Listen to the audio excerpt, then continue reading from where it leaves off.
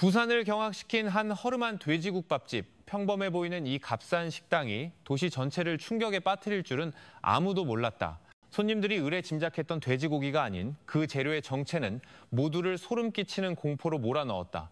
이 이야기는 순식간에 시민들의 분노와 공포심을 자극했고, 그곳에서 한 번이라도 식사했던 사람들은 불안감과 후회에 몸서리치게 만들었다.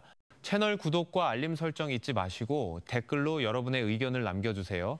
과연 이 사실을 알고도 그곳에서 다시 식사할 용기가 있으신가요? 활기 넘치지만 여전히 서민적인 분위기를 간직한 항구 도시 부산. 이곳은 언제나 다채로운 색깔로 가득한 곳으로 알려져 있다.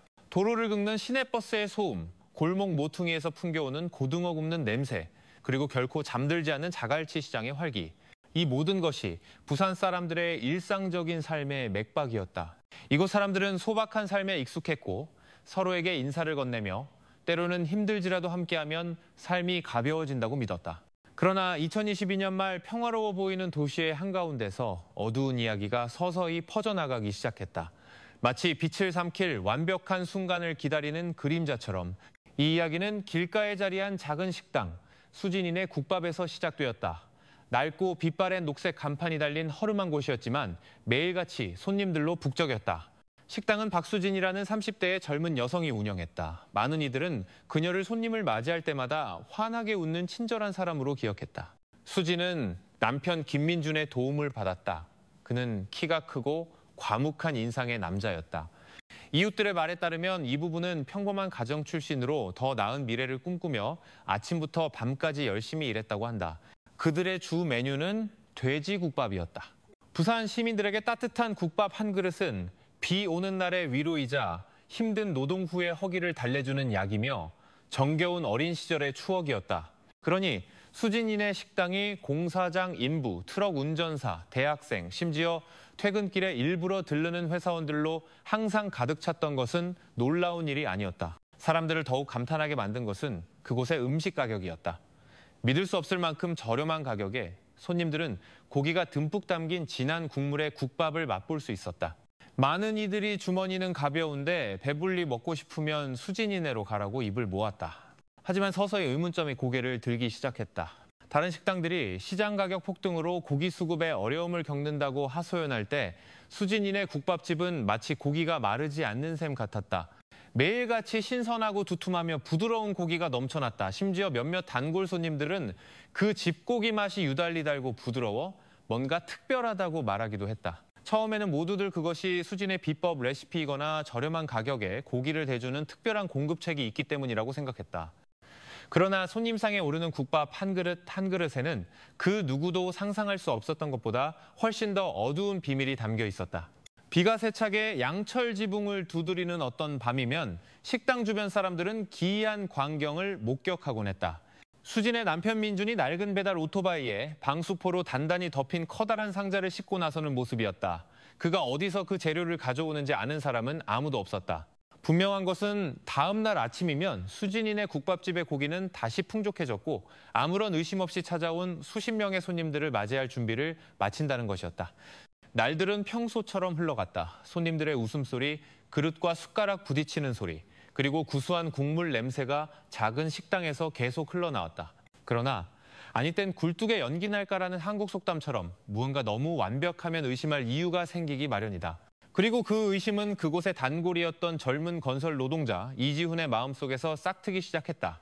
그는 어느 날 오후 자신이 씹고 있던 고기 한 점이 훗날 부산 전체를 뒤흔들 끔찍한 비밀의 문을 여는 열쇠가 될 것이라고는 상상조차 하지 못했다.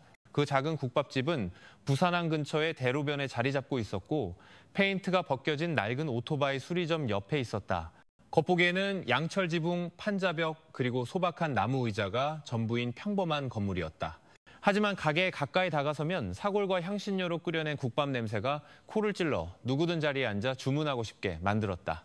30대의 박수진은 항상 커다란 솥 앞에서 분주했다.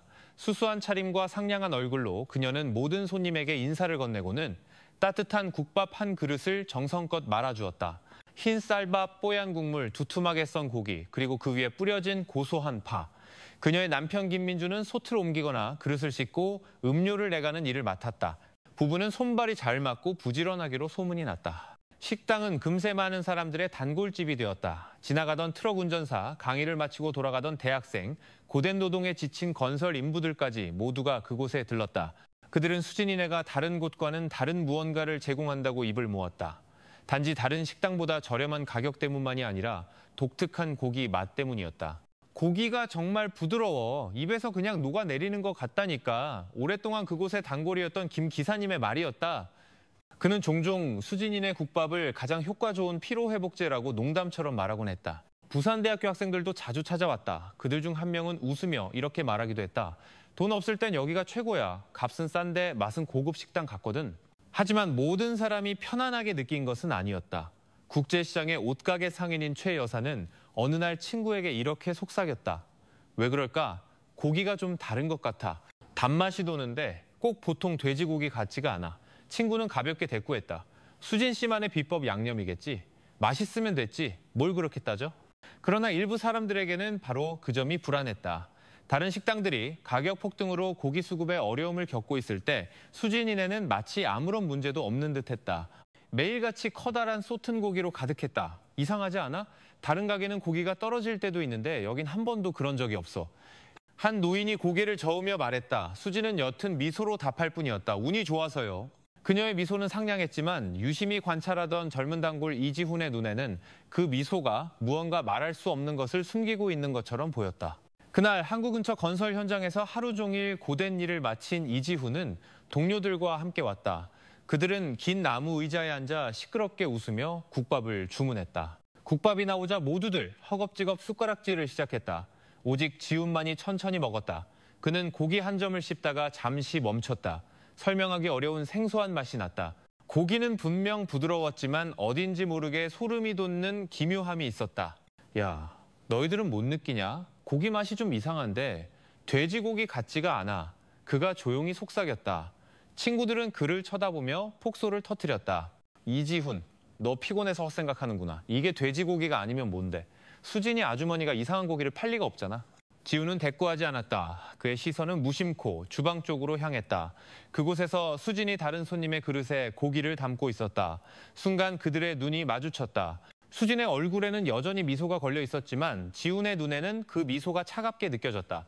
심장이 빠르게 뛰기 시작했다. 유난 떤다고 놀림받은 것이 부끄러워서인지 아니면 갑자기 엄습한 불길한 예감 때문인지 알 수 없었다. 그날 이후로 지훈은 더 이상 그 국밥집에서 편안하게 식사할 수 없었다. 국물을 뜰 때마다 그는 마음속으로 되뇌었다. 이게 정말 돼지고기일까? 아니면 저 단맛 뒤에 훨씬 더 어두운 무언가가 있는 걸까? 한편 다른 손님들은 여전히 맛있게 식사를 했다. 트럭 운전사들의 호탕한 웃음소리, 대학생들의 장난기 어린 대화, 그리고 식당의 왁자지껄함이 모든 의심을 덮어버리는 듯했다. 아무도 신경 쓰지 않았고 아무도 더 깊이 생각하지 않았다. 오직 평범한 젊은이 이지훈만이 그 커다란 솥 뒤에 무언가 부자연스러운 것이 숨어있음을 느끼기 시작했다. 그날 밤 비가 부슬부슬 내리며 양철 지붕을 두드리고 부산의 거리를 반짝이게 만들었다. 수진이네 국밥집은 여전히 손님들로 붐볐다. 뽀얀 국물에서 피어오르는 김이 젖은 흙냄새와 섞여 추운 공기 속에 따뜻한 분위기를 자아냈다. 긴 테이블 한쪽에 이지훈은 동료 3명과 함께 앉아 있었다. 공사장에서 하루 종일 벽돌을 나른 뒤라 몹시 배가 고팠다. 수진이 김이 모락모락 나는 국밥 그릇들을 가져왔다. 고소한 파향기가 풍겼다. 지훈의 친구들은 곧바로 개걸스럽게 먹기 시작했지만 지훈은 잠시 멈췄다. 그릇에 담긴 고기는 두툼하고 신선해 보였다. 그는 천천히 씹으며 혀에 맴도는 맛을 이해하려 애썼다. 국물은 진하고 양념도 적당했지만 고기에는 무언가 있었다. 그 부드러움이 어색하게 느껴졌고 마치 비밀을 품고 있는 것 같았다. 지훈은 미간을 찌푸렸다. 야, 너희들 진짜 이 고기 맛 이상하지 않냐? 돼지고기 같지가 않은데. 그가 나지막이 속삭였다. 동료 중 한 명이 낄낄거리며 그의 어깨를 툭 쳤다. 지훈아, 너 너무 예민한 거 아니야? 돼지고기가 아니면 뭐겠어? 설마 수진이 아주머니가 미쳤다고 이상한 짓을 하겠냐? 다른 동료들도 따라 웃었지만 그 웃음소리는 어색하게 들렸다.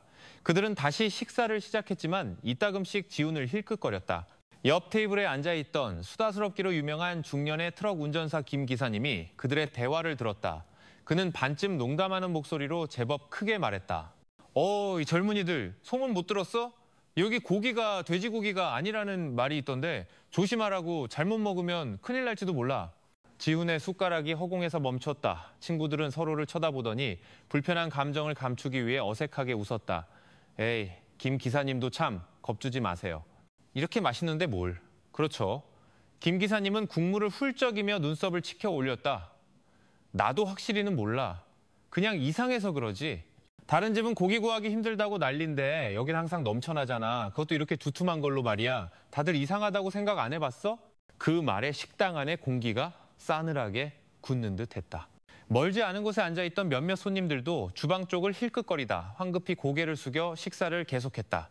아까까지 농담을 하던 한 대학생은 갑자기 말이 없어졌고 마치 빨리 그릇을 비우고 싶다는 듯 숟가락질이 빨라졌다. 지훈은 마른 침을 삼켰다.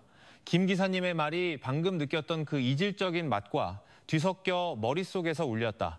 그는 최근에 들려오던 실종자 소식들을 떠올렸다. 신문 배달원, 공장 노동자, 심지어 자취방으로 돌아오지 않은 한 대학생까지 지금까지는 모두들 돈 문제로 도망쳤거나 다른 도시로 일하러 갔을 거라고 여겼다. 하지만 어쩌면 이 식당과 관련이 있는 것은 아닐까? 그는 주방 쪽을 쳐다보았다. 박수진이 고개를 숙인 채 커다란 솥에 고기를 추가하고 있었다. 순간 그들의 시선이 마주쳤다. 수진의 얼굴에 옅은 미소가 떠올랐지만 지훈의 눈에는 그 미소가 마치 나무 테이블 뒤에서 오가는 대화를 다 알고 있다는 듯 차갑게 느껴졌다. 지훈의 친구들은 식사를 계속하려 했었지만 분위기는 예전 같지 않았다. 시끌벅적하던 웃음소리는 어색한 대화로 바뀌었다. 밖에서 내리는 빗소리와 이제는 딱딱하게 느껴지는 숟가락 소리만이 선명하게 들릴 뿐이었다. 식사를 마치고 그들은 빠른 걸음으로 식당을 나섰다. 집으로 돌아가는 길에 친구 중 한 명이 말했다. 지훈아, 너무 심각하게 생각하지 마. 우린 그냥 막노동꾼이야. 배 채우고 내일 일할 힘만 있으면 됐지. 그냥 잊어버려. 지훈은 고개를 끄덕였지만 마음은 불안했다. 자취방에 누워 천장을 바라보았다. 고기의 그 맛이 여전히 혀끝에 남아 있었고 여기 고기가 돼지고기가 아니래라는 김 기사님의 말이 계속 귓가에 맴돌았다. 그는 논리적으로 생각하며 스스로를 진정시키려 애썼다. 그냥 뜬 소문일 거야. 단순한 내 착각일 거야. 하지만 그의 직감은 다른 말을 하고 있었다. 무언가 이상했고 그냥 무시할 수 없는 무언가가 있었다. 그리고 그 비 오는 밤, 지훈은 자신도 모르는 사이에 도시 전체를 뒤흔들게 될 비밀의 소용돌이 속으로 한 걸음 내디딘 것이었다. 수진이네 국밥집에서 나눴던 기묘한 대화가 있은 지 몇 주 후 부산에는 이상한 소문들이 돌기 시작했다. 밤 시장의 활기, 버스의 소음, 골목 모퉁이의 생선 굽는 냄새 속에서 사람들은 흔적도 없이 갑자기 사라져버린 이들에 대해 수군거리기 시작했다. 처음에는 한두 명이었다. 서면교차로에서 늘 앉아있던 늙은 신문 판매원이 더 이상 보이지 않았다. 그리고 자갈치 시장 근처를 지나간 후 자취방으로 돌아오지 않은 한 대학생, 야간 근무를 마치고 돌아오지 않은 공장 노동자, 그리고 부산역에서 복권을 팔던 상인까지 감쪽같이 사라졌다. 짧은 시간 안에 실종자 명단은 길어졌다. 사람들은 이유를 찾으려 애썼다. 타지로 돈 벌러 갔겠지, 빚 때문에 야반도주했겠지. 하지만 우연이라기엔 그 수가 너무 많았다. 그 속삭임들 속에서 이지훈은 가슴이 점점 더 무거워지는 것을 느꼈다. 실종자 소식을 들을 때마다 그의 생각은 길가의 그 작은 식당으로 향했다. 그는 김 기사님의 소문과 돼지고기 맛과는 다른 그 이질적인 맛, 소름 끼치던 그 맛을 다시 떠올렸다. 이전에 무시했던 사소한 것들이 기억나면서 그의 의심은 더욱 굳어졌다. 어느 날 밤 수진의 남편 민준이 낡은 오토바이에 방수포로 덮인 커다란 상자를 싣고 가는 것을 본 적이 있었다. 자취방 이웃도 이런 말을 한 적이 있었다.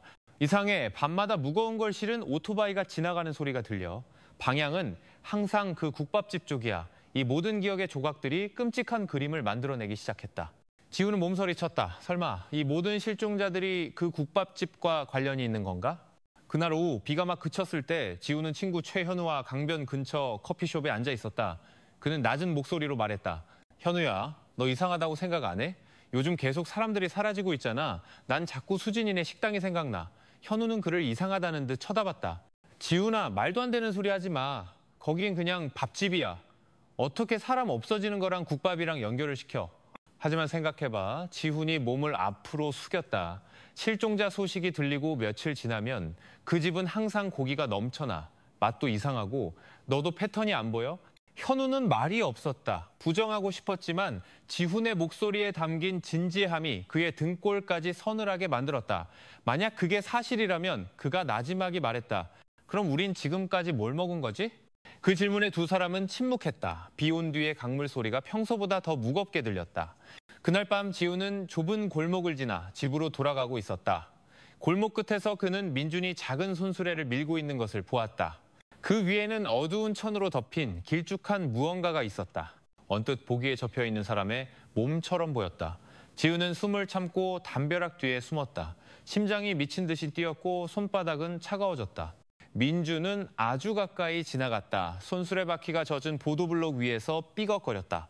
그 그림자가 모퉁이로 사라진 후 지우는 다리가 풀려 휘청거리며 섰다. 그는 그 작은 식당 뒤에 끔찍한 비밀이 숨겨져 있음을 확신했다. 하지만 두려움 때문에 망설여졌다. 만약 그가 이 사실을 말하면 사람들은 그를 허풍쟁이라고 비난할지도 모른다. 만약 침묵한다면 더 많은 사람들이 사라질지도 모른다. 그날 밤 지후는 자취방에 누워 두 눈을 뜬 채 천장을 바라보았다. 실종자들의 얼굴이 그의 머릿속을 스쳐 지나갔다. 그들은 마치 해답을 요구하듯 공허한 눈으로 그를 바라보는 것 같았다. 민준이 수상한 손수레를 끄는 것을 목격한 그날 밤 이후로 이지훈의 마음은 단 한순간도 편치 않았다. 낮에 마주치는 수진의 상냥한 미소는 이제 무언가를 숨기고 있는 듯 어색하게 느껴졌다. 실종자 소식은 더욱 빈번하게 들려왔다. 자갈치 시장의 채소 장수, 항만 노동자, 심지어 국제시장의 작은 상인까지 모두 흔적도 없이 사라졌다. 주민들은 이유를 찾으려 했었지만 우연으로 치부하기엔 실종자 수가 너무 많았다. 시장에서 채소를 파는 박 여사는 창백한 얼굴로 속삭였다. 밤만 되면 그 식당 쪽에서 이상하고 비릿한 냄새가 나 한 노인이 덧붙였다. 민준이 오토바이가 밤늦게 나가는 건 자주 봤는데 시장에서 고기를 사는 건 한 번도 못 봤어. 그 속삭임들은 소수의 사람들 사이에서만 맴돌 뿐 아무도 감히 큰 소리로 말하지 못했다. 모두들 여전히 그 식당에 와서 밥을 먹었고 마치 끔찍한 진실을 믿기 거부하는 듯했다. 그러나 어느 날 밤 지훈과 현우는 등골이 오싹해지는 소리를 들었다. 자취방에서 밤의 정적을 꿰뚫는 날카로운 비명 소리가 들려왔다. 그 소리는 단 몇 초간 이어지다 뚝 그쳤다. 지훈은 창문으로 달려갔다. 멀리 국밥집 뒷문이 살짝 열려 있었고 희미한 불빛이 땅을 비추고 있었다. 그림자가 움직였다. 마치 누군가 무언가를 끌고 있는 듯했다. 현우가 그의 팔을 잡아당겼다. 가까이 가지 마. 들킬 수 있어. 숨을 죽인 채 그들은 멀리서 엿볼 수밖에 없었다. 몇 분 후 쿵하는 둔탁한 소리가 들리더니 다시 정적이 흘렀다. 밤은 다시 귀뚜라미 소리에 지배당했다. 다음 날 아침 주민들은 다시 수군거렸다. 누군가는 비명을 들었고 누군가는 역한 냄새를 맡았다. 모두가 국밥집 방향을 가리켰다. 지우는 자신의 직감이 맞았음을 더욱 확신했다. 그 다음 날 밤 그와 현우는 녹화를 하기 위해 핸드폰을 챙기기로 결심했다. 그들은 뒷마당 근처 낡은 담벼락 뒤에 숨었다. 자정 무렵 주방불이 켜졌다. 틈새로 민준과 수진이 어두운 천에 쌓인 커다란 무언가를 들어 올리는 것이 보였다. 지훈은 떨리는 손으로 핸드폰을 들어 녹화했다. 갑자기 쿵하는 둔탁한 소리가 들리더니 붉은 액체가 바닥으로 뚝뚝 떨어졌다. 비릿한 냄새가 바람을 타고 날아왔다. 현우는 숨을 참았다. 얼굴이 하얗게 질려 있었다. 피야, 지훈아, 계속 찍어. 지훈은 구역질이 치밀었지만 억지로 참았다. 이 영상이 증거가 될 수 있었다. 그때 갑자기 손전등 불빛이 마당을 훑으며 그들이 숨어있는 곳을 향했다. 지훈과 현우는 땅바닥에 납작 엎드려 숨을 죽였다. 발소리가 가까워졌다. 민준의 목소리가 선명하게 들렸다. 무슨 소리가 난 것 같은데 고양이는 아닌 것 같아. 지훈은 심장이 터질 것 같았다. 현우는 땀으로 젖은 얼굴로 땅을 움켜쥐었다. 몇 초간의 정적. 그들 자신의 숨소리만이 들릴 뿐이었다. 민준은 오랫동안 서 있었다. 그의 손전등 불빛이 정확히 그들이 숨어있는 담벼락을 비추고 있었다. 지훈은 소리를 내지 않으려 입을 굳게 다물고 기도했다. 그러다 예고 없이 불빛이 움직임을 멈췄다. 민준이 나지막이 내뱉었다. 누가 엿보고 있다는 걸 알아. 그 긴장감 넘치는 밤 이후 이지훈과 최현우는 창백한 얼굴로 집으로 돌아왔다. 누가 엿보고 있다는 걸 알아. 선명하게 들렸던 김민준의 그 말이 계속 귓가에 맴돌았다. 자취방 구석 침대에 주저앉은 현우는 물병을 쥔 손을 덜덜 떨었다. 지훈아, 만약 우리가 엿본 걸 그들이 안다면 우린 끝장이야. 그의 목소리는 거의 들리지 않았다. 지훈은 여전히 몸이 떨렸지만 애써 자신을 진정시키려 했다. 그는 핸드폰을 열어 밤새 찍은 녹화 영상을 재생했다. 영상은 흔들리고 어두웠지만 민준과 수진이 커다란 꾸러미를 끌고 가는 모습과 그 어두운 천 밑으로 붉은 액체가 바닥에 떨어지는 장면이 분명히 보였다. 현우는 창백한 얼굴로 화면을 보다가 질끈 눈을 감았다. 지금 신고하면 어떨까? 만약 그들이 먼저 손을 쓰면 우리 목숨이 위험해질 수 있어. 지훈은 오랫동안 침묵했다. 그의 시선은 화면에서 떠나지 않았고 무거운 짐이 가슴을 짓누르는 듯 숨이 막혔다. 우리가 침묵하면 다른 사람들이 또 사라질 거야. 언제까지 모른 척할 건데? 현우는 대답하지 않았다. 낡은 선풍기가 삐걱거리는 소리만이 방의 정적을 깼다. 그는 고개를 숙여 두려움과 양심의 소리 사이에서 갈등했다. 마침내 거의 들리지 않는 목소리로 그가 말했다. 신고해야 한다면 안전한 방법을 찾아야 해. 우리 흔적이 드러나선 안 돼. 다음 날 국밥집 주변의 분위기는 사뭇 달랐다. 수지는 여전히 상냥한 미소로 손님을 맞았지만 그녀의 시선은 마치 누군가를 찾는 듯 날카로웠다. 민주는 식당 앞 의자에 앉아 거리를 훑어보았고 마치 무언가를 기다리는 사람 같았다. 우연히 그 앞을 지나가던 지훈은 서둘러 고개를 숙이고 걸음을 재촉했다. 하지만 민준의 시선이 모퉁이를 돌 때까지 자신의 등을 따라오는 것을 느낄 수 있었다. 시장에서 박 여사가 걱정스러운 얼굴로 다가왔다. 그녀는 조용히 속삭였다. 조심들 해. 어젯밤에 민준이가 손전등을 들고 동네를 돌아다녔어. 도둑을 쫓는다고 했지만 내 생각엔 자기를 엿본 사람을 찾는 것 같았어. 지훈 옆에 서 있던 현우는 마른 침을 삼키며 얼굴이 굳어졌다. 지훈아, 아무래도 우리를 의심하기 시작한 것 같아. 지훈은 가방을 꽉 쥐었다. 그의 눈은 앞을 날카롭게 응시했다. 그러니까 이 녹화 영상이 그들 손에 넘어가선 안 돼. 이게 우리가 가진 유일한 증거야. 그날 밤 그들은 현우의 원룸에서 다시 만났다. 희미한 불빛과 창밖에서 들려오는 벌레 소리가 분위기를 더욱 섬뜩하게 만들었다. 지훈은 바닥에 앉아 있었다. 손에 쥔 핸드폰이 놓을 수 없는 무거운 짐처럼 느껴졌다. 내일 이 영상을 경찰에 넘겨야겠어. 그가 조용히 말했다.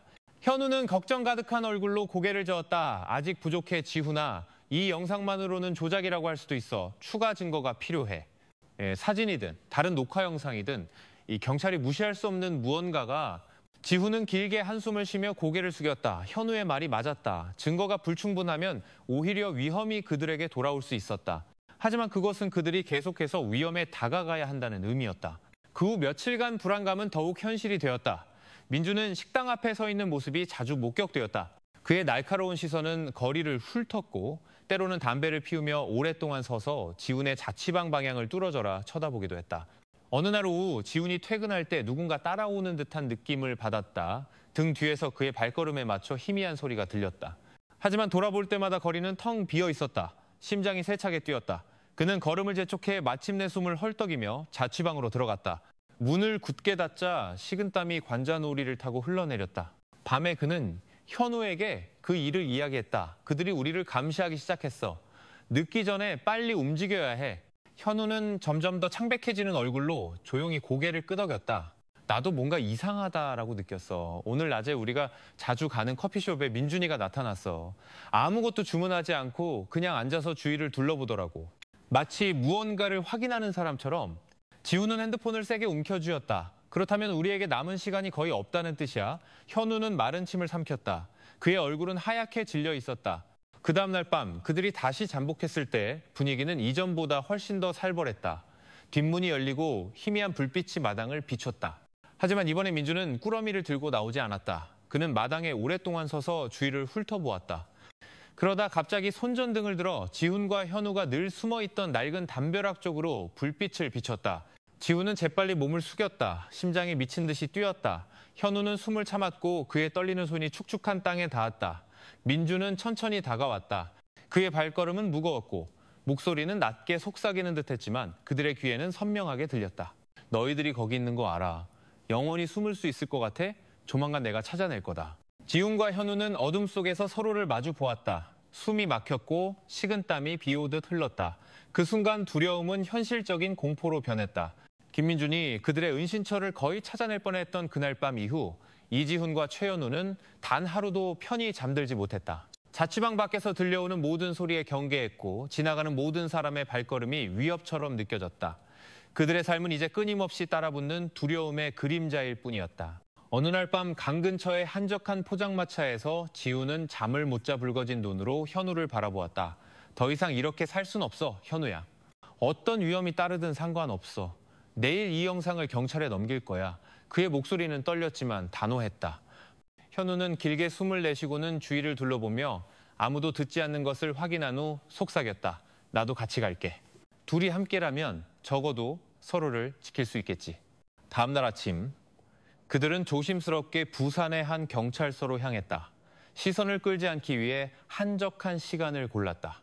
황경사라는 젊은 경찰관이 창문 없는 작은 방에서 그들을 맞았다. 지우는 핸드폰을 꺼내 녹화 영상을 보여주었다. 영상을 보는 황경사의 얼굴이 굳어졌다. 어둡고 흔들리는 영상이었지만 민준과 수진이 커다란 꾸러미를 끌고 가고 그 밑에서 액체가 떨어지는 장면이 분명히 보였다. 몇 분 후 황경사는 심각한 표정으로 화면을 껐다. 중요한 영상이긴 하지만 이것만으로는 부족합니다. 이것만으로 움직였다간 증거불충분으로 끝날 수 있습니다. 더 선명한 다른 영상을 확보할 수 있겠습니까? 지훈은 조용히 고개를 끄덕였다. 그들은 밤에 자주 나옵니다. 다른 각도에서 다시 찍어보겠습니다. 황경사는 그들을 깊이 응시하며 대답했다. 좋습니다. 저희가 멀리서 감시를 시작하겠습니다. 하지만 명심하세요. 절대 그들이 당신들이 경찰과 협력하고 있다는 사실을 알게 해서는 안 됩니다. 만약 그렇게 되면 두 사람 목숨이 위험해질 겁니다. 지훈과 현우는 서로를 마주 보았다. 가슴이 답답했다. 이 위험이 현실이라는 것을 알았지만 다른 선택지가 없었다. 그 후 며칠간 국밥집 주변의 분위기는 더욱 살벌해졌다. 민주는 더 자주 가게 앞에 서서 사냥꾼처럼 거리를 훑었다. 때로는 무거운 발걸음으로 골목을 배회하며 마치 배신자의 냄새를 맡으려는 듯했다. 수진 역시 불안하기는 마찬가지였다. 손님을 향한 미소는 부자연스러워 보였고 그녀의 눈은 찾아오는 모든 사람을 날카롭게 살폈다. 지우는 자신의 모든 발걸음이 감시당하고 있다고 느꼈다. 퇴근길에 몇 번이나 희미한 발소리가 뒤따라오는 것을 들었지만 돌아보면 거리는 텅 비어 있었다. 시장에서 한 아주머니가 그에게 속삭였다. 조심하게 젊은이. 요즘 민준이가 외지 사람에 대해 묻고 다니더군. 꼭 누군가를 찾는 사람처럼 말이야. 그 소식에 지훈과 현우는 그들에게 남은 시간이 거의 없음을 더욱 확신했다. 그날 밤 원룸에서 지훈은 무거운 어조로 말했다. 오늘 밤에 더 선명한 영상을 확보해야 해. 그렇지 않으면 경찰이 빨리 움직일 수 없어. 현우는 잠시 걱정스러운 눈으로 그를 바라보았지만 이내 고개를 끄덕였다. 한밤중 그들은 다시 잠복했다. 이번에는 국밥집 뒤 도랑 근처의 낡은 손술에 뒤였다. 축축한 공기가 살을 애는 듯했고 멀리서 들려오는 개 짖는 소리가 등골을 오싹하게 했다. 국밥집 뒷문이 열리고 민준과 수진이 함께 커다란 꾸러미를 힘겹게 들고 나왔다. 검은 방수포 밑으로 무언가가 다시 땅으로 뚝뚝 떨어졌다. 지우는 떨리는 손으로 핸드폰을 들어 녹화했다. 이번에는 희미한 불빛 속에서 민준의 얼굴이 어렴풋이 잡혔다. 현우가 속삭였다. 됐어? 지훈아. 이 정도면 충분히 선명해. 갑자기 민준이 걸음을 멈췄다. 그는 눈을 가늘게 뜨고 주위를 둘러보았다. 여보, 무슨 소리 들었어? 그가 조용히 물었다. 지훈과 현우는 손수레 뒤에서 얼어붙었다. 숨을 최대한 참았다. 민준이 손전등을 들어 빙빙 돌렸다. 불빛이 그들의 은신처를 거의 스칠 뻔했다. 그 순간은 영원처럼 길게 느껴졌다. 마침내 민준은 고개를 저었다. 그냥 쥐새끼인가 보군. 그들은 꾸러미를 들고 집 뒤편으로 다시 들어갔다. 지우는 문이 굳게 닫히고 나서야 숨을 쉴 수 있었다. 식은땀이 온몸을 적셨지만 그는 영상이 사라지지 않도록 즉시 여러 폴더에 저장했다. 다음 날 그들은 다시 황경사를 만나 새로운 영상을 건넸다. 이번에 경찰관의 표정은 이전보다 훨씬 더 심각했다. 좋습니다. 이걸로 공식 수사를 시작할 충분한 근거가 마련됐습니다. 하지만 이제부터 당신들은 더 조심해야 합니다. 그들도 누군가 자신들을 감시하고 있다는 걸 알아챘을 겁니다. 지훈과 현우는 무거운 발걸음으로 경찰서를 나섰다. 대낮의 거리는 찌는 듯 더웠고 자동차 소음이 귀를 찔렀다. 그리고 그 혼잡함 속에서 보이지 않는 눈이 계속해서 자신들을 따라오는 것 같았다. 그날 밤 지훈이 환기를 위해 자취방 창문을 열었을 때 그의 피가 멎는 듯했다. 골목 끝에 민준이 서서 담배를 피우며 자신의 방 쪽을 똑바로 쳐다보고 있었다.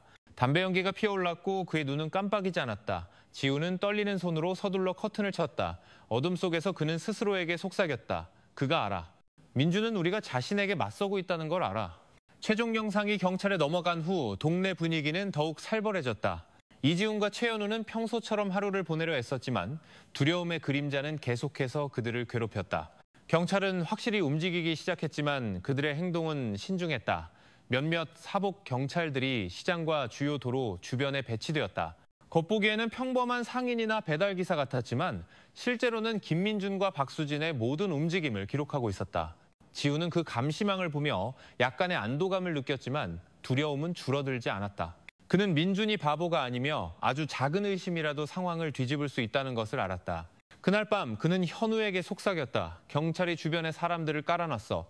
하지만 민준이도 그걸 눈치챘을까 봐 걱정돼. 현우는 창백한 얼굴로 나지막이 대답했다. 만약 그가 안다면 우린 아무 힘도 없는 평범한 사람일 뿐이야. 지훈아. 끝장이라고. 지훈은 그를 진정시키려 애썼다. 그러니까 버텨야 해. 모든 증거는 이제 그들 손에 있어. 때를 기다리기만 하면 돼. 하지만 버티는 것은 그들이 상상했던 것보다 훨씬 더 어려웠다. 민주는 점점 더 예상치 못한 장소의 모습을 드러냈다. 그는 때로 골목 끝에 서서 담배만 피우며 마치 무언가를 찾듯 집들을 멍하니 쳐다보았다. 시장에서는 아무것도 사지 않고 걸어다니며 사람들의 얼굴을 하나하나 훑었다. 수진 역시 변했다. 예전에 그 상냥한 미소는 사라지고 누구든 신문하는 듯한 차가운 시선으로 바뀌었다. 한편 경찰은 계속해서 추가 증거를 수집했다. 그들은 동일한 패턴을 기록했다. 사람이 실종될 때마다 그 다음날 밤 민준과 수진은 수상한 꾸러미를 들고 나왔다. 그 모든 보고서와 지훈, 현우의 영상이 합쳐져 명확한 그림을 만들어내기 시작했다. 다만 경찰은 그들을 현장에서 덮칠 시간이 필요했다. 지훈 자신은 점점 더 압박감에 시달렸다. 그는 종종 자취방에서 멍하니 핸드폰 화면만 바라보았다. 차가운 시선을 한 민준의 얼굴이 계속해서 그의 마음을 괴롭혔다. 잠을 설치던 현우는 어느 날 밤 일어나 나지막이 말했다. 지훈아, 나 더는 이렇게 못 살겠어. 매일 우리 차례를 기다리는 기분이야. 지훈은 오랫동안 그를 바라보다가 낮은 목소리로 대답했다. 지금 우리가 포기하면 이미 사라진 그 사람들은 영원히 정의를 찾지 못할 거야. 다음 날 아침 시장에 끔찍한 소식이 퍼졌다. 새벽부터 늘 자리를 지키던 채소 장수 한 명이 집으로 돌아오지 않았다는 것이었다. 주민들은 공포에 휩싸였고 가족들은 울부짖으며 그를 찾았다. 사람들의 속삭임은 즉시 수진이네 국밥집과 그 사건을 연결지었다. 지훈과 현우는 가슴이 세차게 뛰는 것을 느꼈다. 그 패턴이 다시 반복되었고 그들은 시간이 얼마 남지 않았음을 알았다. 밤에 지훈은 특수번호를 통해 황 경사에게 연락했다. 경찰관의 단호한 목소리가 들려왔다. 우리도 알고 있습니다. 오늘 밤 감시를 강화할 겁니다. 두 분은 절대 집 밖으로 나오지 마세요. 명심하세요. 어리석은 짓은 하지 마십시오. 그런 경고에도 불구하고 불안감은 여전히 그들을 괴롭혔다. 커튼 뒤에서 지훈은 낯선 남자 두 명이 길가 벤치에 앉아 한가롭게 대화하는 척하는 것을 보았다. 그는 그들이 경찰이라고 확신했다. 그러나 다른 방향에서 갑자기 민준이 나타났다. 그는 천천히 걸었고 손에 쥔 담배에서 연기가 피어올랐다. 그의 시선은 주위를 훑다가 정확히 지훈의 자취방을 향해 멈췄다. 비록 몇 초에 불과했지만 그 시선은 깊이 밝혀 지훈의 몸을 떨게 했다. 그는 서둘러 커튼을 닫았다. 그의 창백한 얼굴을 본 현우가 따라 속삭였다. 그가 알아, 지훈아. 난 그가 안다고 확신해. 지훈은 마른 침을 삼켰다. 그의 목소리는 거의 들리지 않았다. 만약 그게 사실이라면 이 시간이 거의 다 됐다는 뜻이야. 경찰이 빨리 움직여야 해. 그 후 며칠간 상황은 점점 더 압박적으로 변했다. 지훈은 일하러 갈 때를 제외하고는 거의 밖으로 나가지 않았고 그마저도 빠른 걸음으로 고개를 숙인 채 다녔다. 현우는 심지어 자취방을 옮기고 싶어 했지만 지훈이 말렸다. 우리가 갑자기 사라지면 오히려 그들이 더 의심할 거야. 시장에서의 수군거림은 더욱 커졌다. 사람들은 서로에게 다음엔 누가 사라질지 물었지만 아무도 대놓고 말하지는 못했다. 그날 밤 국밥집 뒤편에서 삐걱거리는 소리가 지훈의 자취방까지 선명하게 들렸다. 그는 침대에서 일어나 창가로 다가갔다. 커튼 틈으로 희미한 불빛 아래 민준과 수진의 그림자가 보였다. 그들은 커다란 꾸러미를 들어 올리고 있었다. 그 꾸러미는 천천히 끌려가며 땅에 흔적을 남겼다. 지훈의 심장이 세차게 뛰었고 손은 반사적으로 핸드폰을 쥐고 녹화했다. 함께 깨어난 현우가 그의 팔을 잡았다. 나가지 마, 지훈아. 무모하게 굴면 우리 목숨이 위험해. 지훈은 약하게 고개를 끄덕이며 떨리는 손으로 멀리서 계속 녹화했다. 그 그림자가 어둠 속으로 사라졌을 때 지훈은 숨을 헐떡이며 바닥에 주저앉았다. 현우는 눈물이 그렁그렁한 눈으로 그를 바라보았다. 더는 못 견디겠어. 그가 나지막이 말했다. 지훈은 지친 기색이 역력했지만 결의에 찬 눈빛으로 그를 돌아보았다. 조금만 더 버텨. 경찰은 모든 증거를 가지고 있어. 이것만 넘기면 모든 게 끝날 거야. 그러나 마음속 깊은 곳에서 지훈은 한 가지를 알고 있었다. 민준의 그림자는 점점 더 가까워지고 있었고 흐르는 시간은 그 거리를 더욱 좁힐 뿐이었다. 쌓여가는 긴장감은 마침내 경찰을 움직이게 만들었다. 몇 주간의 감시 끝에 황 경사는 부산경찰서에서 소규모 팀을 소집했다. 그는 손가락으로 동네 지도를 가리켰다. 김민준의 국밥집 주위로 커다란 붉은 원이 그려져 있었다. 패턴은 명확합니다. 그가 단호하게 말했다. 오늘 밤 작전을 시작합니다. 목표는 현장에서 검거해야 합니다. 실수는 없어야 합니다. 지훈과 현우의 허름한 자취방, 두 사람은 긴장한 채 앉아 있었다. 지훈의 핸드폰이 진동했다. 황 경사에게서 온 짧은 문자였다. 안에 계십시오. 무슨 일이 있어도 밖으로 나오지 마십시오. 오늘 밤입니다. 지훈은 현우에게 화면을 보여주었다. 때가 됐어. 그들이 움직일 거야. 그가 말했다. 현우는 입술을 깨물었다. 얼굴이 창백했다. 그렇다면 오히려 우리가 가장 위험해. 민준이가 먼저 여기로 올 수도 있어. 밤 공기는 무겁게 내려앉았다. 평소 시끌벅적하던 동네는 갑자기 조용해졌다. 아이들 소리도 처마 밑에 담소 소리도 들리지 않았다. 마치 온 동네가 숨을 죽이고 있는 것 같았다. 지훈과 현우는 불을 끄고 어둠 속에 앉았다. 시간은 더디게 흘렀고 오직 심장 박동 소리만이 귀를 먹먹하게 했다. 민준의 식당은 초저녁부터 문을 닫았다. 철문은 굳게 잠겨 있었고 주방에 희미한 불빛만이 새어나왔다. 멀리서 잠복 중이던 한 경찰이 작은 무전기로 보고했다. 목표 준비 시작. 팀은 즉시 좁은 골목으로 위치를 잡을 것. 갑자기 지훈의 자취방 앞에서 발소리가 들렸다. 그는 긴장하며 벽에 귀를 바싹댔다. 희미한 담배 연기 냄새가 났다. 커튼 틈으로 민준의 실루엣이 보였다. 그는 문 쪽을 똑바로 쳐다보며 서 있었다. 오랫동안 그는 움직이지 않았다. 그러다 천천히 뇌리에 밝히는 리듬으로 3번의 노크 소리가 들렸다. 너희들 거기 있는 거 알아. 그의 목소리는 나지막했지만 날카롭게 파고들었다. 현우는 비명을 지를 뻔했지만 지훈이 그의 입을 막았다. 두 사람은 숨을 참았고 몸은 굳어 있었다. 마침내 민준은 담배꽁초를 버리고 돌아서서 땅에 재의 흔적을 남기고 떠났다. 하지만 그 위협은 분명했다. 그는 알고 있었고 단지 때를 기다리고 있을 뿐이었다. 한편 감시 초소에서 황 경사는 새로운 보고를 들었다. 목표, 철문 뒤에서 나옴. 민준과 수진이 나타났다. 그들은 거친 밧줄로 묶인 낡은 자루를 들고 있었다. 그들은 그것을 천천히 동네 뒤편 작은 길로 끌고 갔다. 황 경사는 신속하게 명령했다. 추적해, 놓치지 마. 경찰팀이 소리 없이 멀리서 그들을 따라 흩어졌다. 자취방에서 지훈은 다시 창밖을 엿보았다. 그는 민준과 수진의 그림자가 어둠 속으로 사라지는 것을 보았고 다른 방향에서는 몇몇 희미한 형체들이 그 뒤를 따르는 것을 보았다. 그는 현우에게 속삭였다. 시작됐어. 오늘 밤 모든 게 결정될 거야. 현우는 몸을 떨었고 목소리가 갈라졌다. 만약 오늘 밤 실패하면 지훈아, 내일은 우리가 저 자루에 담길 거야. 지훈은 대답하지 않았다. 그는 단지 밖에 어둠을 응시하며 희미한 발걸음 소리가 점점 가까워지는 것을 들었다. 그것이 목표를 쫓는 경찰의 소리인지 아니면 자신들의 자취방으로 돌아오는 누군가의 소리인지 알 수 없었다. 밤이 깊어갈수록 김민준과 박수진은 동네 뒤편 좁은 골목을 따라 걸었다. 그들이 끌고 가는 낡은 자루는 무거워 보였고 이따금씩 밧줄이 땅에 쓸리는 소리가 났다. 두 사람의 숨소리는 거칠었고 발걸음은 빠르면서도 조심스러웠다. 멀리서 2명의 사복경찰이 안전거리를 유지하며 뒤따랐다. 그중 한 명이 작은 무전기로 보고했다. 목표, 강 쪽으로 이동 중, 강물에 버릴 가능성 큼. 경계초소에서 상황을 주시하던 황 경사는 즉시 응답했다. 지금 덮치지 마. 확실한 증거가 나올 때까지 기다려. 자루 안의 내용물을 확인하기 전에는 움직이지 마. 그의 목소리는 단호했지만 작은 실수 하나가 작전 전체를 망칠 수 있다는 것을 알기에 미세하게 떨리고 있었다.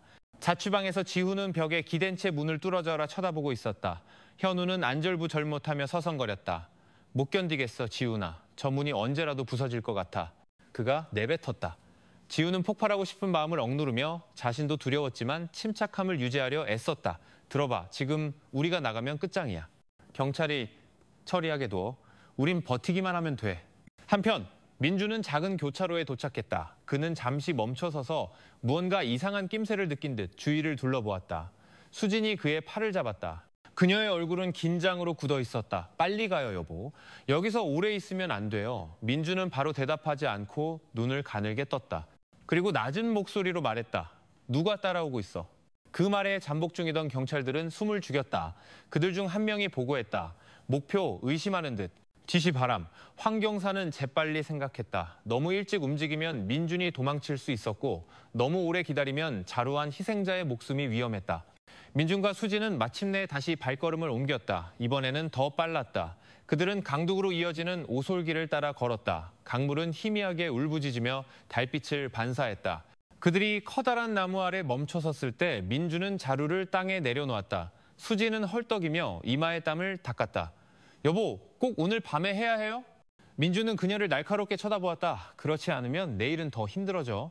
한 경찰관이 덤불 뒤에서 엿보았다. 그는 자루가 살짝 움직이는 것을 보았다. 마치 안에 아직 살아있는 무언가가 있는 것처럼 그의 심장이 세차게 뛰었다. 그는 손짓으로 신호를 보냈다.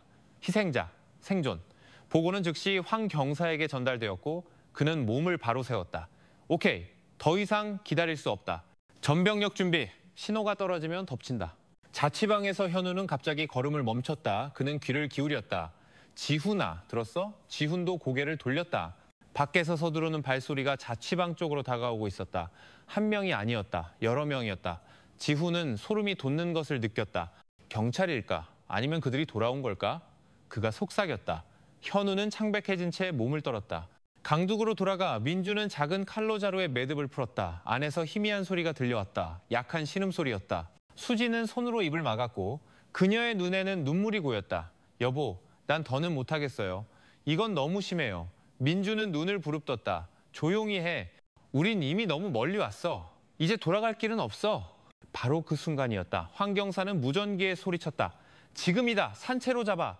즉시 여러 방향에서 경찰들이 쏟아져 나오며 총을 겨눴다. 경찰이다. 움직이지 마.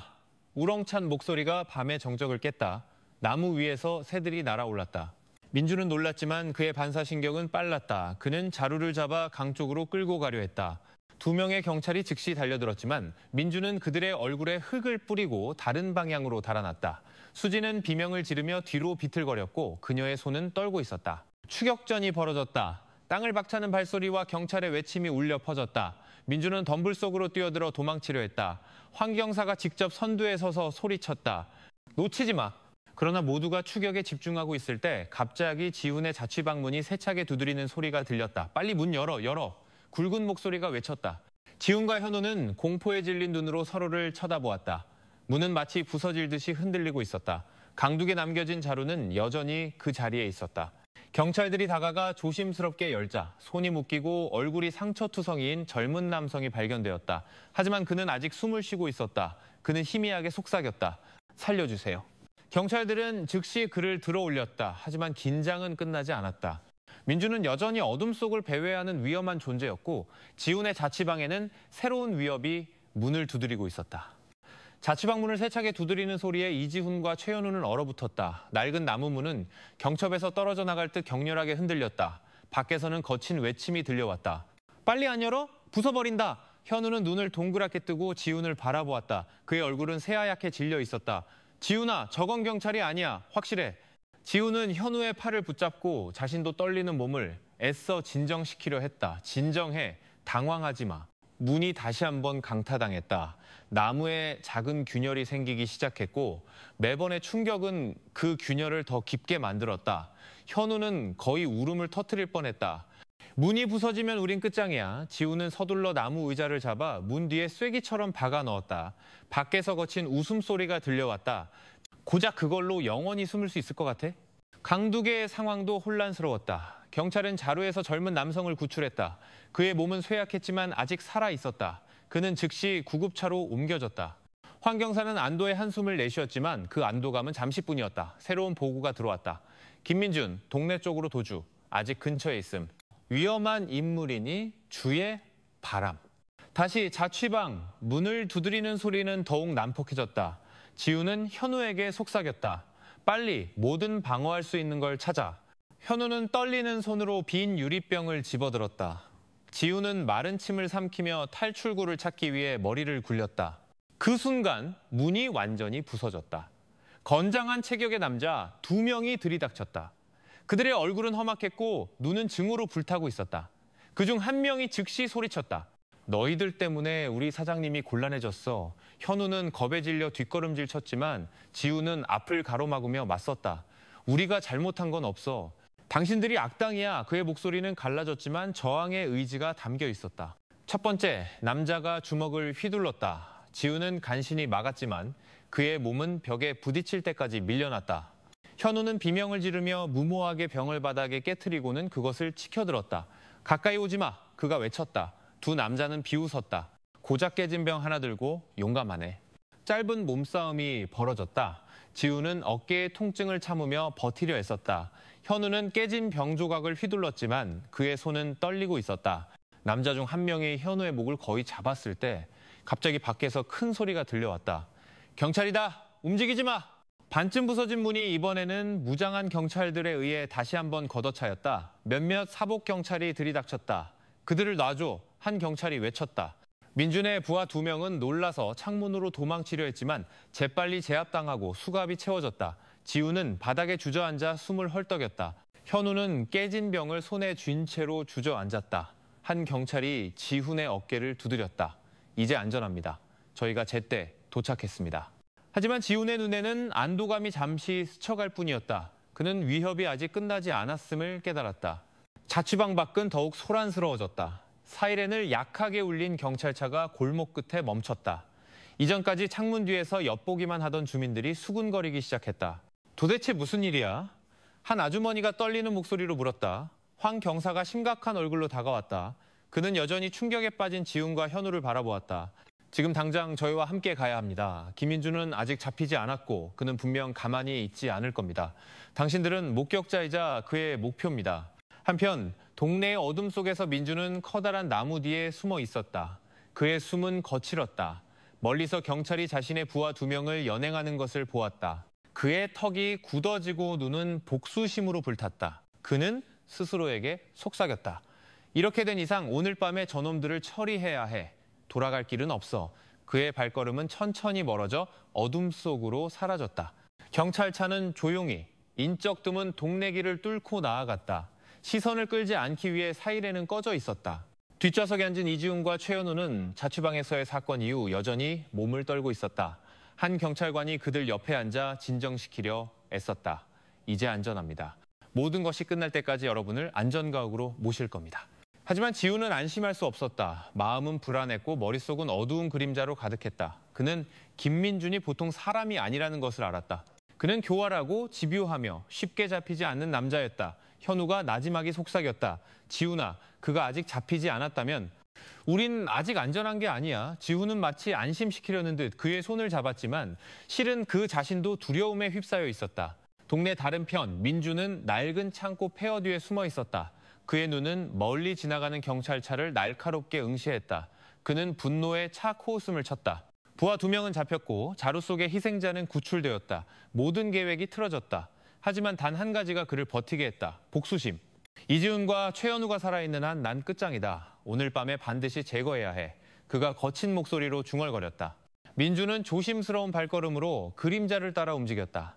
그는 이 동네를 누구보다 잘 알았다. 샛길, 좁은 골목, 심지어 하수구까지도 그에게는 익숙했다. 그는 경찰차가 동네 변두리의 한 안전가옥에 멈출 것을 알았고 그곳에서 기다릴 작정이었다. 안전가옥은 소박했다. 철제 담장과 작은 마당이 있는 낡은 건물이었다. 몇몇 경찰관이 총을 든 채 밖을 지키고 있었다. 황 경사가 직접 지휘하고 있었다. 그의 얼굴은 긴장으로 굳어 있었다. 그는 지훈과 현우가 차에서 내리자마자 그들을 맞았다. 안으로 들어가세요. 제가 말하기 전까지 절대 나오지 마세요. 저희를 믿으십시오. 그가 당신들을 건드리지 못하게 할 겁니다. 지훈은 고개를 끄덕였지만 마음은 여전히 불안했다. 현우는 피로에 지쳐 거의 쓰러질 뻔했고 한 경찰관이 그의 몸을 부축했다. 그들은 집 안거실로 들어가 나무 의자에 앉아 숨을 고르려 애썼다. 하지만 그날 밤은 그들에게 쉴 틈을 주지 않았다. 담장 밖 나무 뒤에서 민주는 이미 잠복하고 있었다. 그의 눈은 분노로 불탔다. 그는 긴 칼 한 자루를 쥐고 있었고 그 금속날이 달빛을 반사했다. 그는 거의 소리 없이 천천히 다가갔다.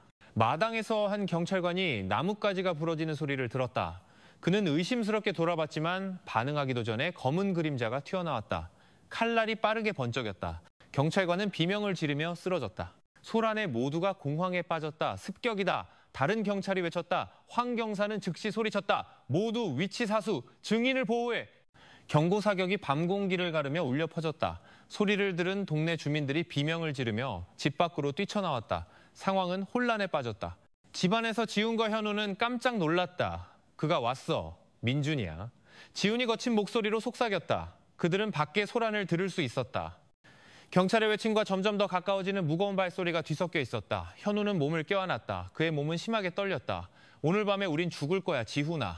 집 문이 갑자기 외부에서 강하게 부딪혔다. 경찰들이 막으려 했지만 민준의 힘은 맹수와 같았다. 문이 삐걱거리며 나무가 갈라졌다.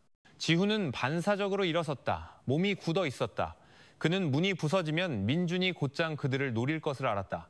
밖에서의 싸움은 더욱 격렬해졌다. 경찰은 경고 사격을 했지만 민준은 그림자 사이를 재빠르게 움직이며 칼을 휘둘렀다. 경찰들이 하나둘씩 부상을 입었다. 황 경사는 외쳤다. 그가 들어오지 못하게 해. 모든 통로를 막아. 하지만 너무 늦었다. 거친 포효와 함께 민준은 집 안으로 들이닥쳤다. 나무 문은 산산조각이 나고 파편이 사방으로 튀었다. 그의 눈은 붉었고 얼굴은 분노로 가득했다. 그는 방구석에 얼어붙은 채 서 있는 지훈과 현우를 똑바로 쳐다보았다. 너희들 때문에 모든 게 망가졌어. 오늘 밤 내 손에 죽을 줄 알아. 지훈은 마른 침을 삼켰다. 몸은 떨렸지만 그는 현우를 보호하려는 듯 한 걸음 앞으로 나섰다. 우린 이제 두렵지 않아, 김민준. 모든 사람이 네가 한 짓을 알아. 넌 빠져나가지 못해. 민준은 거칠게 웃었다. 그의 목소리는 무섭게 울려 퍼졌다. 빠져나가든 아니든 너희들을 데리고 갈 거다. 그는 앞으로 뛰어들었고 칼을 높이 쳐들었다. 지훈은 잠시 눈을 감았다. 죽음이 임박했음을 직감했다. 현우는 히스테릭하게 비명을 질렀다. 찰나의 순간 모든 것이 느리게 느껴졌다. 번쩍이는 칼날, 복수심에 가득 찬 민준의 얼굴, 지훈의 거친 숨소리, 그리고 칼날이 그의 피부에 닿기 직전 등 뒤에서 큰 소리가 폭발했다. 공중에서 폭발한 큰 소리에 모두가 순간 멈칫했다. 칼을 휘두르던 김민준은 옆으로 나뒹굴었고 손에서 칼을 놓쳤다. 문 뒤에 숨어있던 경찰 중 한 명이 제때 총을 발사해 민준의 어깨를 정확히 맞춘 것이었다. 분노에 찬 비명이 그의 입에서 터져나왔다. 피로 얼룩진 얼굴을 찡그리며 민준은 다시 일어나려 애썼다. 그의 눈은 야생동물처럼 광기로 번뜩였다. 그는 궁지에 몰린 맹수처럼 으르렁거렸다. 내가 질 것 같아? 너희들 전부 데리고 갈 거다. 그는 다시 칼을 집어들며 외쳤다. 황 경사가 앞으로 나섰다. 그의 총은 단호하게 겨눠져 있었다. 칼 내려놔. 김민준, 모든 건 끝났어. 항복해. 그의 목소리는 방안을 울렸지만 민준은 아랑곳하지 않았다. 그는 오히려 다시 뛰어들어 경찰들의 방어선을 뚫고 지훈과 현우에게 도달하려 했다. 지훈은 반사적으로 비명을 지르며 현우를 나무 테이블 밑으로 끌어당겨 숨었다. 다른 경찰들이 즉시 반응하여 곤봉과 방패로 민준에게 달려들었다. 근접전이 벌어졌다. 금속 부딪히는 소리, 고함, 그리고 경고 사격이 한데 뒤섞였다. 마침내 3명의 경찰이 그를 바닥에 쓰러뜨렸다. 민준은 미친 사람처럼 소리치며 발버둥 쳤다. 어깨의 상처에서 피가 흘렀고 그의 얼굴은 분노로 붉게 달아올라 있었다. 너희들이 이긴 것 같아? 나보다 더 큰 존재가 있어. 난 그저 졸개일 뿐이야. 그는 광기 어린 웃음을 터뜨리며 말했다. 그 말의 방안은 갑자기 조용해졌다. 황 경사는 민준의 가슴을 발로 누르며 재빨리 그의 손에 수갑을 채웠다. 네가 졸개라면 우리는 배우를 찾아낼 거다. 하지만 오늘 밤 너의 공포 정치는 여기서 끝이야. 그는 숨을 헐떡이며 2명의 경찰에게 신호를 보냈다. 그들은 여전히 발버둥 치는 민준의 몸을 끌고 집 밖으로 나갔다. 지훈과 현우는 천천히 은신처에서 일어났다. 그들의 얼굴은 창백했고 숨은 여전히 가빴다. 현우는 걷잡을 수 없이 흐느끼며 몸을 떨었다. 정말 우리가 죽는 줄 알았어, 지훈아. 지훈은 그의 어깨를 가볍게 두드렸지만 그의 눈은 마치 자신들이 아직 살아있다는 사실을 믿을 수 없다는 듯 멍했다. 안전 가옥 마당은 혼란스러웠다. 멀리서 주민들이 모여 수갑이 채워지고 부상을 입은 채 끌려가는 민준을 지켜보았다. 누군가는 수군거렸고 누군가는 분노에 차소리쳤다. 저놈이 범인이야! 사형시켜라! 그동안 조용했던 동네는 갑자기 감정이 폭발하는 소리에 바다로 변했다. 아까 강둑에서 구조된 희생자를 태운 구급차가 다시 사이렌을 울리며 지나갔다. 지훈은 구급차 창문 너머로 방금 구출된 젊은이의 창백한 얼굴을 언뜻 보았다. 그 모습이 기억에 남아 그는 눈을 감았다. 가슴이 답답했다. 황 경사가 다시 집 안으로 들어와 지친 얼굴로 의자에 앉았다. 그는 지훈과 현우를 바라보았다. 두 분은 정말 용감했습니다. 당신들이 아니었다면 이 모든 것이 결코 밝혀지지 않았을 겁니다. 하지만 솔직히 말해서 이건 아직 끝나지 않았습니다. 지훈은 미간을 찌푸렸다. 그게 무슨 말씀이십니까? 황경사는 똑바로 쳐다보았다. 그의 목소리는 낮았지만 단호했다. 아까 김민준이 자신을 졸개라고 했습니다. 그의 주머니에서 몇 가지 메모를 발견했는데 저희가 다른 사건에서 본 증거와 유사한 암호들이 적혀 있었습니다. 이 모든 것 뒤에 더 큰 조직이 있다는 뜻입니다. 현우는 두 손으로 얼굴을 가렸다. 맙소사. 그럼 이 모든 게 아직 안 끝났단 말인가요? 황경사는 조용히 고개를 끄덕였다. 네. 하지만 오늘 밤 당신들은 살아남았습니다. 그게 가장 중요합니다. 분위기는 서서히 진정되었다. 경찰은 여전히 경계를 섰고 주민들은 여전히 모여 있었다. 하지만 그날 밤의 가장 큰 위험은 지나갔다. 지훈은 집 밖으로 나와 짙은 밤하늘을 올려다보았다. 공기는 차갑게 살을 애는 듯했지만 두려움 속에서도 그는 안도감을 느꼈다. 그는 나지막이 속삭였다. 우린 아직 살아있어, 현우야. 지금은 그걸로 충분해. 하지만 멀리 시야가 닿지 않는 그림자 속에서 김민준의 체포 소식을 차가운 미소로 듣고 있는 또 다른 이가 있었다. 작은 졸개가 쓰러졌으니 이제 막 게임이 시작된 것뿐이지 그가 중얼거렸다. 공포로 가득했던 밤이 지나고 마침내 아침이 밝았다. 부산의 하늘 위로 태양이 서서히 떠오르며 여전히 남아있는 옅은 안개를 뚫고 빛을 비췄다. 자, 어젯밤 비명으로 가득했던 거리는 이제 조용했고 오직 닭 우는 소리만이 들려왔다. 하지만 많은 사람들의 마음속에 공포의 흔적은 아직 완전히 사라지지 않았다. 김민준은 수갑이 채워진 채 경찰서로 연행되었다. 그의 얼굴은 여전히 굳어 있었고 눈은 광기로 번뜩였다. 주민들이 그를 향해 욕설을 퍼붓자 그는 땅에 침을 뱉기까지 했다. 너희들이 이긴 것 같아? 나보다 더 큰 존재가 있어. 그는 거친 웃음과 함께 말했다. 경찰은 즉시 그를 호송차 안으로 밀어넣고 문을 세게 닫았다. 쇠사슬이 부딪히는 소리가 그날 밤의 공포가 끝났음을 알리는 신호 같았다. 안전가옥에서 이지훈과 최현우는 말없이 앉아 있었다. 그들의 얼굴은 창백했고 밤새 잠을 이루지 못해 눈은 붉게 충혈되어 있었다. 현우는 이따금씩 고개를 숙였다. 마치 민준의 그림자가 여전히 등 뒤에 있는 것을 두려워하는 듯했다. 지훈은 그의 어깨를 가볍게 두드렸다. 우린 아직 살아있어, 현우야. 그게 중요해. 이 모든 고통도 언젠가는 끝날 거야. 황경사가 검은 커피 한 잔을 들고 들어왔다. 그는 의자에 앉아 그들을 마주보았다. 두 분은 정말 큰일을 해냈습니다. 당신들의 용기가 없었다면 아마 희생자들은 영원히 밝혀지지 않았을 겁니다. 그의 목소리는 차분했지만 지친 눈에는 존경심이 담겨 있었다. 지훈은 고개를 숙였다. 하지만 경사님, 저는 여전히 죄책감을 느껴요. 이미 많은 사람들이 사라졌는데 왜 더 빨리 말하지 못했을까요? 황경사는 고개를 저었다. 죄책감을 느끼는 것은 당연합니다. 하지만 그것이 당신을 무너뜨리게 두지 마세요. 중요한 것은 지금부터 더 이상 희생자가 나오지 않도록 싸우는 것이고 당신들은 그 길을 여는데 도움을 주었습니다. 밖에서는 동네 주민들이 모여 밤새 있었던 일에 대해 이야기하기 시작했다. 누군가는 실종된 가족이나 이웃을 생각하며 여전히 울고 있었고 누군가는 범인을 극형에 처해야 한다며 분노를 터뜨렸다. 하지만 그 모든 것 뒤에는 안도감이 있었다. 그 작은 국밥집에 숨어있던 범죄가 마침내 드러났다는 안도감. 그렇지만 황경사는 이 이야기가 아직 끝나지 않았다는 것을 알았다. 민준의 주머니에서 발견된 증거들, 암호가 적힌 메모, 그리고 그의 짧은 자백은 더 큰 조직이 배후에 있음을 시사했다. 싸움은 아직 길다. 그는 하늘을 보며 나지막이 중얼거렸다. 하지만 적어도 어두운 문 하나는 우리가 닫는 데 성공했다. 그날 지훈과 현우는 마침내 집으로 돌아갈 수 있었다. 비록 마음은 여전히 트라우마로 가득 차 있었지만 창밖의 모든 발걸음 소리에 깜짝 놀랐고 모든 그림자에 소름이 돋았다. 하지만 그들은 삶이 계속되어야 한다는 것을 알았다. 그들은 스스로에게 강하게 남아있기로 약속했다. 오직 용기와 연대만이 범죄에 맞설 수 있기 때문이었다. 집으로 돌아가는 길에 지훈은 현우를 보며 조용히 말했다. 현우야, 우린 대단한 사람은 아닐지 몰라. 하지만 우리는 침묵하지 않기를 선택했고 그건 두려움에 지배당하는 것보다 훨씬 나은 일이야. 현우는 고개를 끄덕였다. 눈물이 그의 뺨을 타고 흘러내렸다. 지훈아, 우린 아직 살아있어. 그것만으로도 승리야.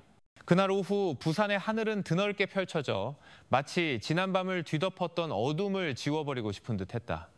하지만 민준이 언급했던 어두운 조직의 그림자는 여전히 도사리며 드러날 때를 기다리고 있었다. 이 이야기는 중요한 교훈을 남긴다. 범죄는 평범한 얼굴 뒤에, 가장 소박한 장소에, 심지어 우리가 안전하다고 믿는 식탁 위에 위장하고 숨어 있을 수 있다는 것.